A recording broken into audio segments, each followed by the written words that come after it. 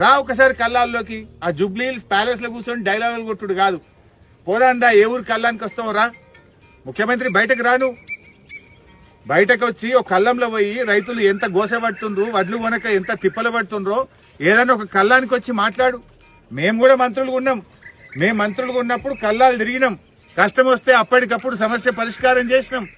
నీ మంత్రులు ఎవడు కల్లాలకు వస్తలేడు. నువ్వు జూబ్లీ హిల్స్ ప్యాలెస్ లోకి వెళ్ళి బయటకు వెళ్తలేవు.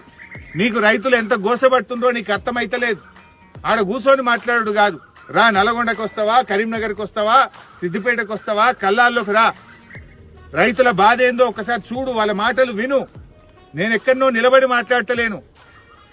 నా నియోజకవర్గం నారాయణరావుపేట మండల కేంద్రంలో వడ్ల బీటీలో రైతుల మధ్య నిలబడి మాట్లాడుతున్నాను.